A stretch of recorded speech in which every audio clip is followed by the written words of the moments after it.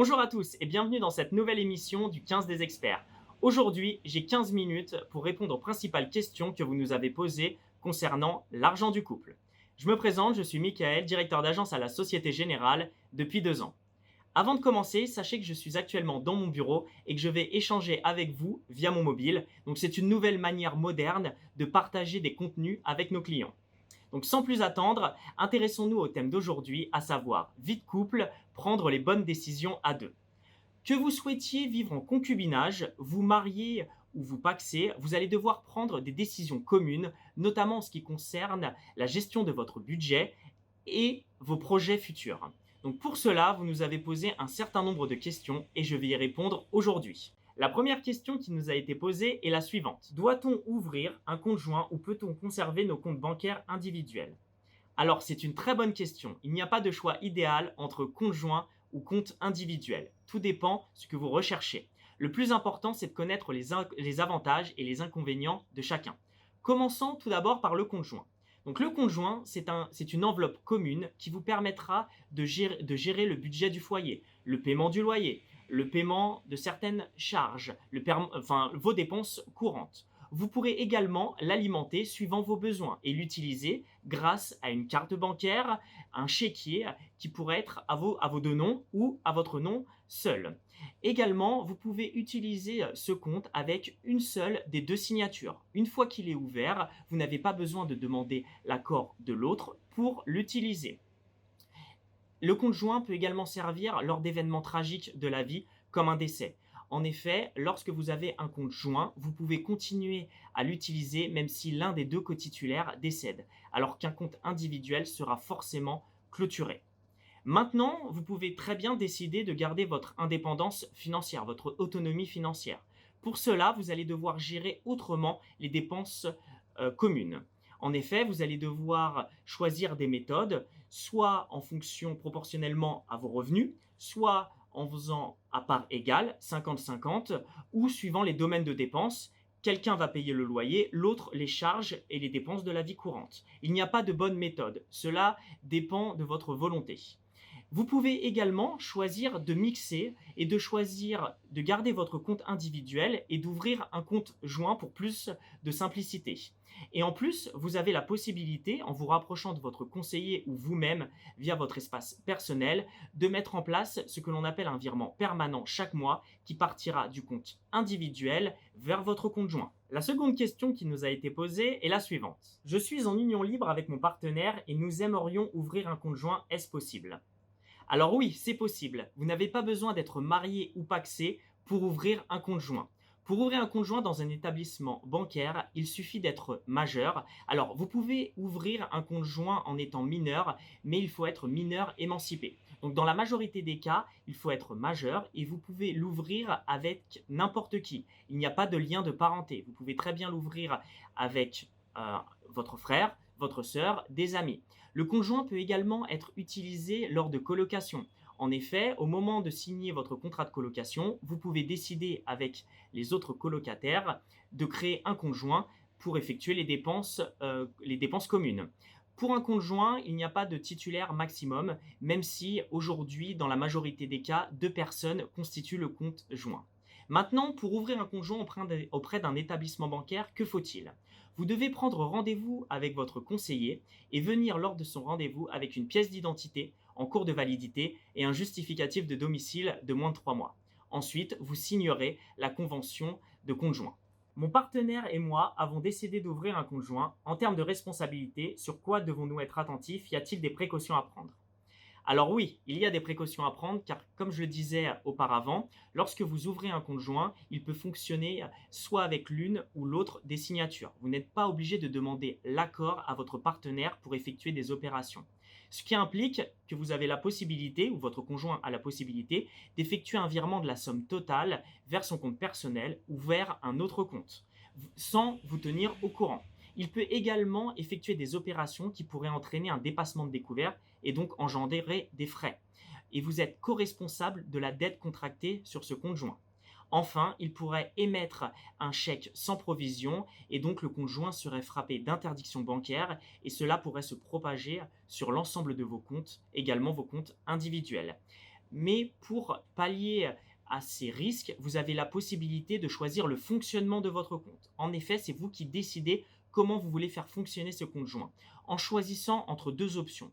L'option ou, c'est-à-dire monsieur ou madame. Dans ces cas-là, vous n'avez besoin que d'une seule signature pour faire fonctionner le compte, sauf au moment de l'ouverture du compte, où il faudra les deux signatures, bien évidemment, et à sa clôture, où il faudra également les deux signatures.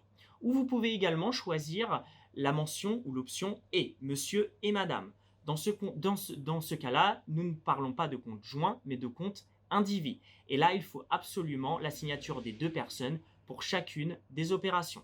Alors, vous pouvez quand même garder la mention monsieur ou madame et mettre des barrières. Par exemple, vous pouvez décider de bloquer le plafond de carte bleue. Vous pouvez décider chaque mois de ne pas dépasser un certain montant en termes de paiement, mais également en termes de retrait. Pareil pour les virements. Comme ça garantit une certaine sécurité et vous avez toujours la flexibilité de ce compte joint. Mon mari et moi souhaitons épargner à deux. Quelles sont les solutions possibles? Alors c'est une très bonne question. Comme pour le compte joint, il y a des comptes épargne joints du type compte sur livret ou compte titre. Maintenant, si vous pensez épargner avec un livret A, un livret de développement durable ou un plan d'épargne logement parce que vous avez un projet d'achat immobilier, vous ne pourrez pas l'ouvrir conjointement. Effectivement, ce sont des livrets individuels. En revanche, vous pouvez très bien décider d'ouvrir chacun un livret A pour épargner dans le but d'un projet commun. Vous pouvez également choisir un autre type d'épargne, le contrat d'assurance vie, car vous pouvez épargner pour un objectif commun, mais également vous protéger. En effet, vous pouvez décider de mettre l'autre en bénéficiaire. Il existe plusieurs solutions pour épargner conjointement. Je vous conseille de prendre rendez-vous avec votre conseiller qui pourra voir avec vous la solution la plus adaptée à votre besoin et à votre profil. Passons à la question suivante. Lorsque l'on vit en union libre, peut-on acheter une maison ensemble? Si oui, quels sont les dispositifs légaux pour que chacun soit propriétaire du bien? Alors oui, il est possible d'acheter une maison en étant célibataire. D'ailleurs, aujourd'hui, beaucoup de couples achètent tout en étant célibataires. Pour cela, il y a trois grands principes. L'achat en indivision qui est le plus courant.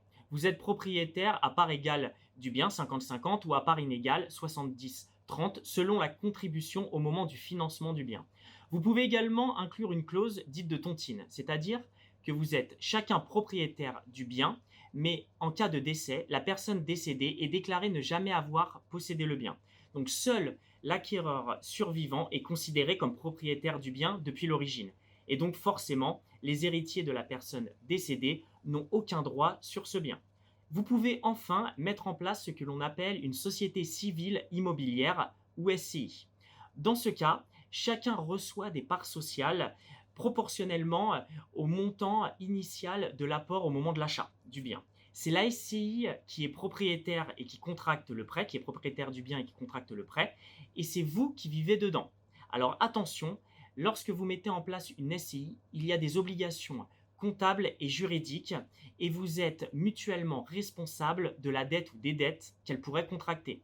Donc si cette option vous intéresse, je vous conseille de vous rapprocher d'un notaire ou d'un avocat qui pourra vous donner de plus amples informations.